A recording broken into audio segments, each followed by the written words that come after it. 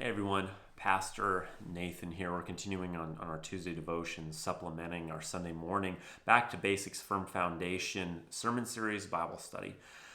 This series is hitting the inflection points of God's salvation history in the world, and these devotions then are hitting some of the points in between those highlights. So this last Sunday we talked about the call of Abram. This next Sunday we're going to talk about Jacob. In between those two, so Abram is Jacob's grandfather.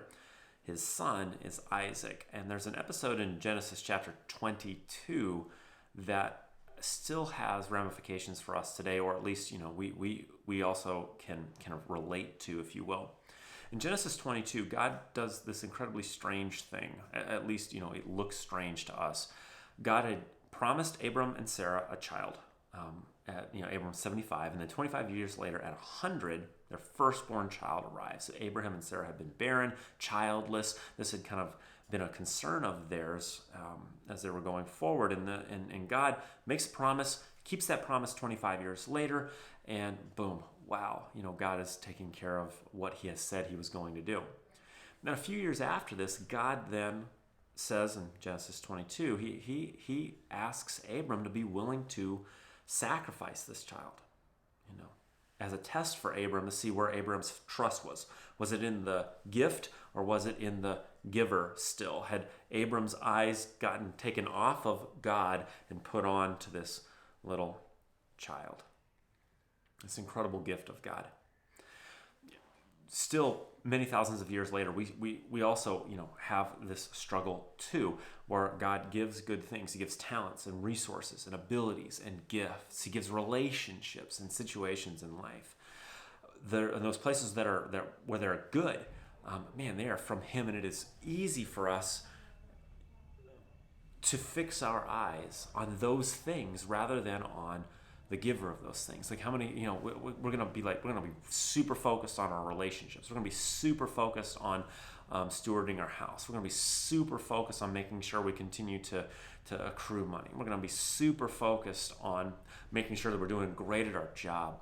We're going to be super focused on whatever our God has given. And yet, this is so easy then for us to fix our eyes on the created, the gift, and the thing that we're to steward, that is this thing from God that we're supposed to take care of and watch over, and eventually we have to hand back to Him for His purposes and use.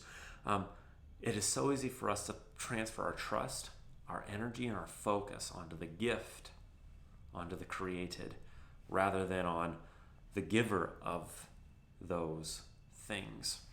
So for Abram is his trust in God is sort of revealed in this section, in that he is willing to sacrifice his only son Isaac, even though this was the promised child. He was willing to sacrifice his son, just as God ultimately does sacrifice His own Son, Jesus Christ, at the cross for you and for me.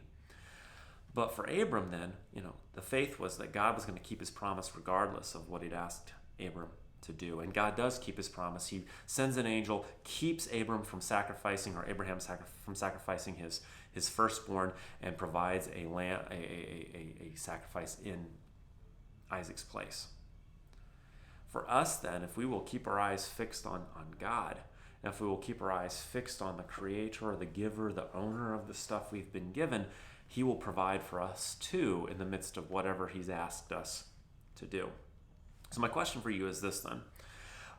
Are there places in your life where you have elevated relationships, people, positions, things, or blessings above your relationship with the giver of those things, with God who gave those things?